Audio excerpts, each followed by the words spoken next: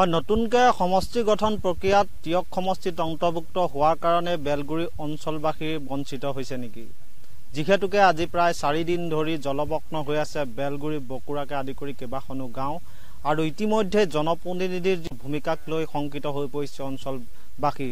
বেলগুৰি বকুৰা বামুণীবিল বৃহৎ এলেকা কৃষিভূমি ইতিমধ্যে জলমগ্ন হৈ আছে। বছৰৰ প্ৰথমটো জেঠমহীয়া বানত কৃষিজীৱী ৰাইজৰ বড়ো ধান ইতিমধ্যে পানীৰ কবলত।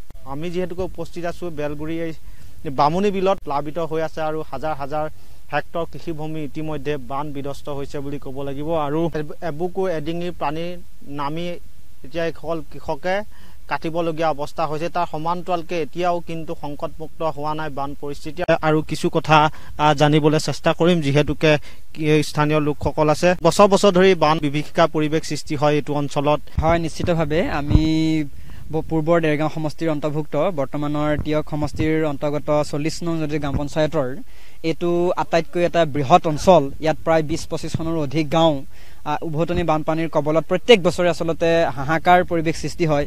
ইয়াতে পশুধন, কৃষি শস্য আৰু জনজীৱন বেয়াকৈ ক্ষতিগ্ৰস্ত হৈছে। অতি পৰিতাপৰ বিষয়, আমি উভতনিৰ বানপানীৰ ফলত আমি এগৰাকী কিশোৰীকো 19 চনতে মানে সলিল সমাধি ঘটিছে। আৰু আটাইতকৈ ডাঙৰ কথাটো হৈছে কি, এইবাৰো এই বৃহত্তৰ অঞ্চলটোৱে হাজাৰ হেক্টৰ ভূমিত বড়ো ধানৰ কৃষিকৰ্ম কৰিছিলে। যিহেতু শাওন ভাদ লৈকে যিটো আমাৰ শালি ধানৰ কৃষিকৰ্ম কৰে সেইটোৰ পৰা বানৰ পৰা মুক্ত নোহোৱাৰ কাৰণে আগতীয়াকৈ আমাৰ জানুৱাৰী ফেব্ৰুৱাৰীতে আমাৰ বড়ো ধানৰ কৃষিকৰ্মটো কৰি আগতীয়াকৈ ভঁৰাল ভৰাবৰ কাৰণে চিন্তা কৰিছিলে। যদিও কিন্তু এইবাৰ আগতীয়াকৈ অহা বানে কোনোৱেও ধান ভঁৰালত ভৰাবলৈ নাপালে। পকা ধান পথাৰতে আচলতে জলমগ্ন হৈ থাকিলে। তাৰ ফলত অঞ্চলবাসী ৰাইজ একেবাৰে ক্ষোভত ভাগি পৰিছে। অঞ্চলবাসীৰ এই দুৰৱস্থাটোৰ ক্ষেত্ৰত কিন্তু জনপ্ৰতিনিধিসকল একেবাৰে নিমাতী কন্যাৰ দৰে আছে আৰু তেওঁলোক ওলাই অহা নাই আৰু খা খবৰো কৰা নাই এতিয়ালৈকে। আমি সেইটোৱেই আচলতে অসম চৰকাৰখনক গাফিলতি বুলি ভাবিছোঁ। ইমান এক ভয়ংকৰ বান পৰিস্থিতিটো আজি কুপতি কোনো ধৰণৰ খাদ্য মানে যোগান ধৰা নাই, পশু খাদ্যও যোগান ধৰা নাই, কোনো ধৰণৰ ৰিলিফৰ ব্যৱস্থা কৰা নাই। এইটো আটাইতকৈ দুৰ্ভাগ্যজনক কথা। আৰু আমাৰ আটাইতকৈ ডাঙৰ কথাটোৱে হৈছে ৰঙাগৰা খুটিয়াপতা যিটো বান, এই বানটো আচলতে 1998-97 চনতে ভাগিছিলে এইখিনিতে বৰহিখোৱা, ধেমাজি আৰু বাঁহগুৰি সংযোগস্থলত। আৰু এই মাথাউৰিটোৱে আচলতে চিগাৰ কাৰণে তাত মানে মেৰামতিৰ ব্যৱস্থাও নকৰিলে আৰু উন্নত মানদণ্ডৰ মানে চেক গেটৰ ব্যৱস্থাও নকৰিলে, যাৰ ফলস্বৰূপে মাথাউৰিৰ ভিতৰত থকাৰ পিছতো এই অঞ্চলৰ ৰাইজে কিন্তু প্ৰত্যেক বছৰে বানৰ কবলত ভুক্তভোগী হ'বলগীয়া হয়। আৰু এতিয়া ইয়াৰ অঞ্চলে কোনো এটা খেতি সুকলমে কৰিব পৰা নাই। সেইকাৰণে এই মানুহখিনি একেবাৰে অথাই সাগৰত পানীত হাঁহ নচৰা এটা অৱস্থা হৈছে। আমি সেইকাৰণে মাননীয় ডক্টৰ হিমন্ত বিশ্ব শৰ্মা মাননীয় মুখ্যমন্ত্ৰী মহোদয়ক আমি ইয়াৰ পৰা আমি উত্তৰ পশ্চিম যোৰহাটৰ 40 নং জনজাতি গ্ৰাম পঞ্চায়তৰ এই বেলগুৰি অঞ্চলৰ পৰা আমি আহ্বান কৰিছোঁ যাতে আমাৰ মাথাউৰিটো মেৰামতিৰ ব্যৱস্থা কৰি দিব লাগে।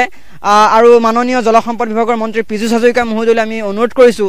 প্ৰায় 300ৰ পৰা 400 মিটাৰ দূৰত্বৰ মানে চিগা বান, এই বান মানে মাথাউৰিটো মানে স্থায়ী সমাধানৰ ব্যৱস্থা আছে, সেইকাৰণে আমি মেৰামতি কৰি দিবৰ কাৰণে টানি অনুৰোধ কৰিছোঁ। আৰু কৃষিজীৱী ৰাইজৰ এই বড়ো ধানৰ যি বিস্তৰ ক্ষতি সাধন হৈছে ইয়াৰ ক্ষতিপূৰণ আমি বিচাৰিছোঁ। আৰু লগতে এই অঞ্চলৰ ৰাস্তা পদূলি আপোনালোকে দেখিব, এইটো ছিগি গৈছে, ইতিমধ্যে দলং উটুৱাই লৈ গৈছে, জনসংযোগবিহীন হৈ গৈছে। এই অঞ্চলৰ ৰাইজে এতিয়া অহা যোৱাৰ ক্ষেত্ৰত আটাইতকৈ দুৰ্ভোগ ভুগিছে। আমি অনতিপলমে অসমৰ গ্ৰাম্য উন্নয়ন বিভাগৰ কৰ্তৃপক্ষক আমি অনুৰোধ কৰিছোঁ যে আমাৰ এই পথটো ওখকৈ পকীকৰণৰ ব্যৱস্থা কৰিব লাগে আৰু ইয়াতে পকী দলঙৰ ব্যৱস্থা কৰিব লাগে। যিহেতু ইয়াতে ছাত্ৰ ছাত্ৰী, কৃষিজীৱী ৰাইজ, ব্যৱসায় বাণিজ্য জড়িত হোৱা সকলো লোক আজি অচলা অৱস্থা, তেওঁলোকে কোনো ধৰণৰ যাতায়াতৰ ক্ষেত্ৰত একেবাৰে অসুবিধাৰ সন্মুখীন হৈছে। নিশ্চিতভাৱে এনেধৰণে যিসকল নৈ পৰীয়া ৰাইজ এতিয়া দুৰ্বিষহ জীৱন কটাবলগীয়া আছে। পুনৰবাৰ মোক কেমেৰা সহযোগীয়ে দেখুৱাব বেলগুৰি আৰু চিনাই চুকৰ যিখন একমাত্ৰ দলং আছিলে আৰু কেইবাখন গাঁও এই দলংখনৰ ওপৰেদি যিহেতুকে যাতায়াত অব্যাহত ৰাখে আৰু এই দলংখন ইতিমধ্যে প্ৰবল যি বানপানীৰ ফলত পানীত যা গৈছে আৰু এনেধৰণে এতিয়া দুৰ্বিষহ জীৱন কটাবলগীয়া হৈছে চিনাই চুক আৰু বেলগুৰি, ইয়াৰ কাষৰীয়া বকুৰা কেইবাখন গাঁৱৰ লোকসকলে।